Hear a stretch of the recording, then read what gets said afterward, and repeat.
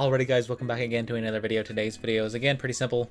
Going to be going over the crash pad mechanics again, just to kind of see what they do. How to use, not really how to use them, you kind of all know how to use them. I'm just going to say specifics a little bit better maybe. Anyways, just going to get right into it. Alright, so I'm here at Shining Span. It's the flattest, best piece of land I can get where you can just sail pretty much in a straight line. Like right in this gap you can see here. It's a good starting point. Start there. And that's going to be the gate. So starting off, there's a couple ways you can hit the pad. We're going to throw the pad like right in the middle. Okay, I have it roughly marked. So walking about 38 meters. That's just walking. Let's try a sprint one. Running. You get 55 meters, so 10 extra meters. No, 15 extra meters. That's pretty good. You can do the sprint slide, so we'll go from here.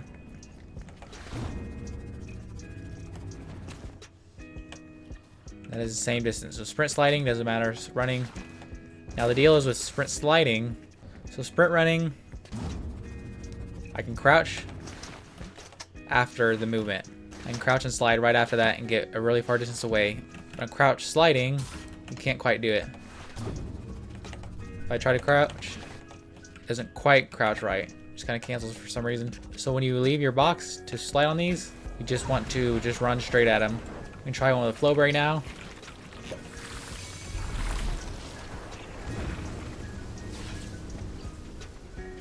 I kind of messed up on that. One more test with this.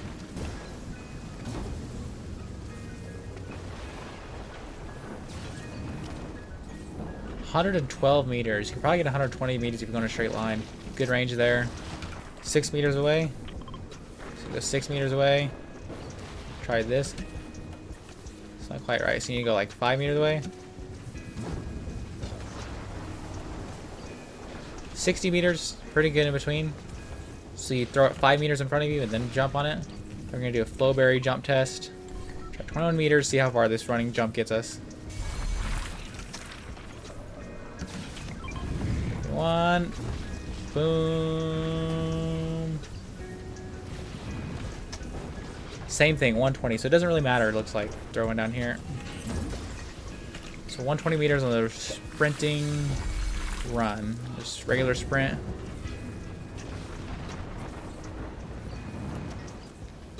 Doesn't seem to matter, about the same either way. So maybe on the no Flow-Berry, it's worth it to do the sprint jump, the 5 meter sprint jump. But it seems for Flow-Berry, it doesn't really matter. During editing, I need some extra lines, so I'm going to go into end games now, kind of see what the distances are, and calculate how those would maybe apply to the crash pads, and try to get the center of this zone. Okay, I elevated, I'm up a little bit, kind of equal this bridge. Center zone, 100 meters. Okay, so you can definitely do a Flow-Berry crash on the 8th zone when it appears. It's going to be what? Max pull would be what? It's too far up the hill. Like 140 maybe? Or opposite, like 60 meters. Okay, I'm approximately center zone here. Okay, actually got an equal zone about for once. So for that, it's gonna be about 100 meters, maybe average distance, unless you're max, which would be what? Maybe 200 max. You can definitely do that rotate with a single Flow-Berry plus crash pad junior. This, what is that? Night zone showing? This is gonna more apply for tournaments. But it looks like 9th zone. You probably want to ditch the Flow-Berry crash pad. As far as I can tell, I'm middle here. Yellow X on ping. Okay, moving zone is going to be 90 meters away. So again, you know you can't do crash pad here because no Flow-Berry or else you'll overshoot the entire zone.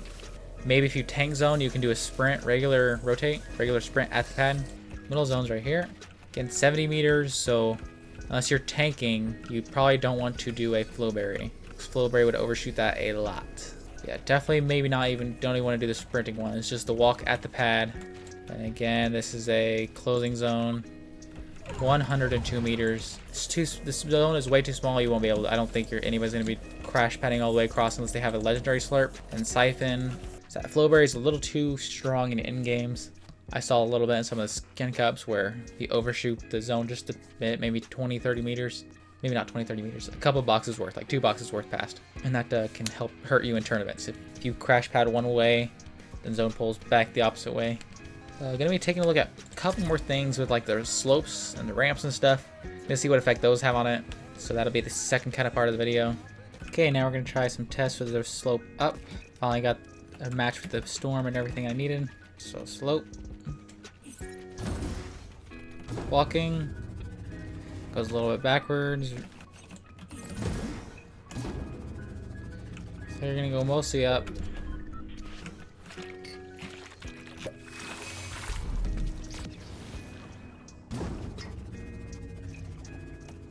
You just go high. 50 meters across. That's a good usage. To go high and then 50 meters across might be useful. Might just get beamed out of the sky. Let's see if we can. No, you can't do that. Okay. Try downslope now. The angle doesn't really matter. Mark it. Walk into it. 40 meters again. Nothing too crazy there. I think I have some loot over there. Just gonna run now.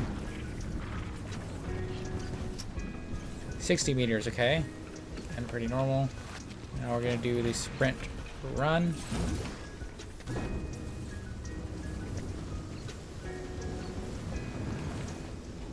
$116 still from running downslope. It doesn't seem to do much. So that is about it for the video. It seems the downslope doesn't do much when it comes to distance and launch. When it's on an upslope, it almost always sends you straight up, maybe a little slightly backwards if you're not running or anything. Then another thing I forgot to mention in the initial first day is the throwing crash pad, but it's so inconsistent. I forgot to even mention it.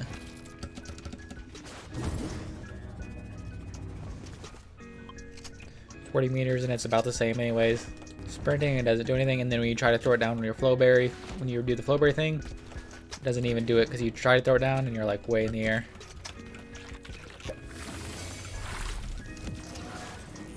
Doesn't really work unless you time it right.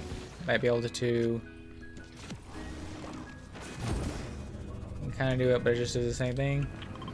The same 60 meters. If you're running, it works even worse. Just gonna miss right through it as you time it. And again, same old 60 meters. So yeah, not really worth mentioning. Didn't really cross my mind the first day of recording. So I think that's about all the functions that it does right now. So anyways, that is all. Thanks for watching, and maybe you'll see me in another video.